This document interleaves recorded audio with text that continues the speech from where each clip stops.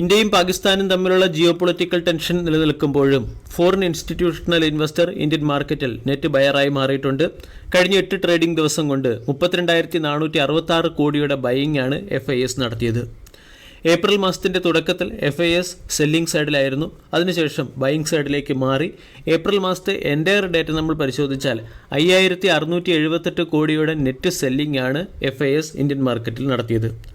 American president Donald Trump പ്രഖ്യാപിച്ച reciprocal tariff 90 ദിവസത്തേക്ക് നിർത്തലാക്കിയതും ഫെഡ് റിസർവ് ചെയർമാൻ ജെറോം പവലിനെ അമേരിക്കൻ പ്രസിഡന്റ് മാറ്റില്ല എന്ന് ഉറപ്പ് നൽകിയതിൻ്റെയും പശ്ചാത്തലത്തിൽ ഡോളർ ഇൻഡെക്സ് ഒരൽപ്പം സോഫ്റ്റ് ആയിട്ടുണ്ട്.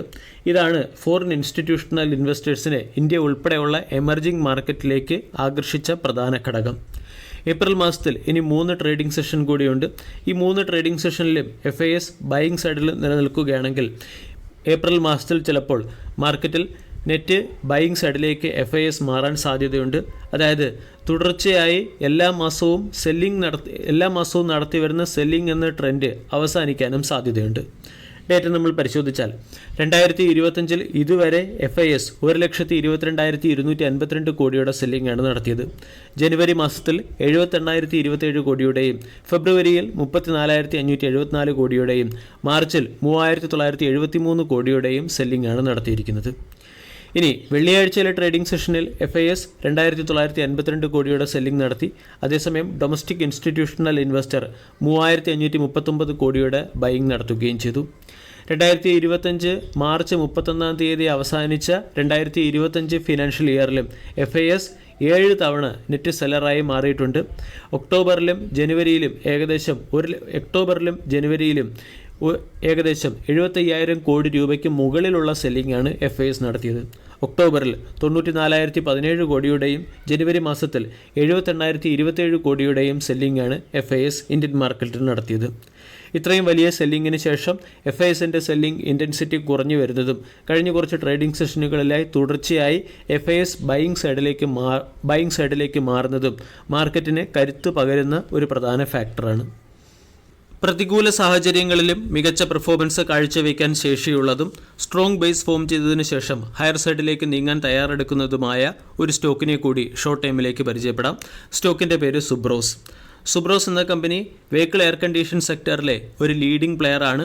പാസഞ്ചർ വെഹിക്കിൾ സെക്ടറിൽ 42%, കൊമേഴ്സ്യൽ വെഹിക്കിൾ സെക്ടറിൽ 54% മാർക്കറ്റ് ഷെയർ ഉണ്ട്. കൂടാതെ റെയിൽവേ, ബസ്സുകൾ തുടങ്ങിയവയ്ക്ക് ആവശ്യമായിട്ടുള്ള എയർ കണ്ടീഷനിങ് സിസ്റ്റവും കമ്പനി പ്രൊവൈഡ് ചെയ്യുന്നു. ട്രക്ക് വിഭാഗത്തിൽ, അതായത് കൊമേഴ്സ്യൽ വെഹിക്കിൾ സെക്ടറിൽ കമ്പനിയുടെ എക്സ്പോസർ വർദ്ധിച്ചു വരികയാണ്. പ്രത്യേകിച്ചും പുതിയതായി നിർമ്മിക്കുന്ന എല്ലാ ട്രക്കുകൾക്കും എയർ കണ്ടീഷൻ ഗവൺമെൻറ് മാൻഡേറ്ററി ആക്കിയതിൻ്റെ പശ്ചാത്തലത്തിൽ പുതിയ ഓർഡറുകൾ കമ്പനിക്ക് ലഭിക്കുകയും ഇതുവഴി കൊമേഴ്സ്യൽ വെഹിക്കിൾസിനുള്ള എയർ കണ്ടീഷൻ്റെ ഡിമാൻഡ് വർദ്ധിച്ചു വരികയും ചെയ്യുന്നു. 2026 ഫിനാൻഷ്യൽ ഇയറിലും കമ്പനി ശക്തമായ ഒരു വളർച്ച കൈവരിക്കുമെന്നാണ് മാനേജ്മെൻറ്റിൻ്റെ അപ്ഡേറ്റിലും പറഞ്ഞിരിക്കുന്നത്. 2025 ഫിനാൻഷ്യൽ ഇയറിലെ ക്വാർട്ടർ 3യിലും കമ്പനിയുടെ പെർഫോമൻസ് മികച്ചതായിരുന്നു. കൂടാതെ 2026 ഫിനാൻഷ്യൽ ഇയറിൽ ക്യാപെക്സിന് വേണ്ടി കമ്പനി 250 മുതൽ 275 കോടി രൂപയുടെ ഇൻവെസ്റ്റ്മെൻറ്റും നടത്തിയേക്കും. ഇലക്ട്രിക് വെഹിക്കിൾസിന് ആവശ്യമായിട്ടുള്ള എഞ്ചിൻ കൂളിംഗ് സിസ്റ്റം, കംപ്രസറുകൾ എന്നിവ നിർമ്മിക്കുന്ന കമ്പനി ആയതുകൊണ്ട് EV സെയിൽസിലേക്കും അല്ലെങ്കിൽ EV സെക്ടറിൻ്റെ ഉയർച്ച വരുന്നതിൻ്റെ ബെനിഫിറ്റും സുബ്രോസ് എന്ന കമ്പനിക്ക് ലഭിക്കുന്നുണ്ട്.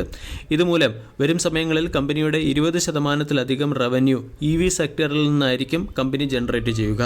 കൂടാതെ ടെസ്ലയുടെ വെഹിക്കിൾസിന് ആവശ്യമായിട്ടുള്ള എയർ കണ്ടീഷൻ സിസ്റ്റം പ്രൊവൈഡ് ചെയ്യുന്ന കമ്പനി ആയതുകൊണ്ട് ഇന്ത്യയിൽ ടെസ്ല പ്രവർത്തനം ആരംഭിക്കുന്നതോടുകൂടി സുബ്രോസ് എന്ന കമ്പനിയുടെ റവന്യൂ വീണ്ടും വർദ്ധിക്കാനുള്ള സാധ്യതയുണ്ട്.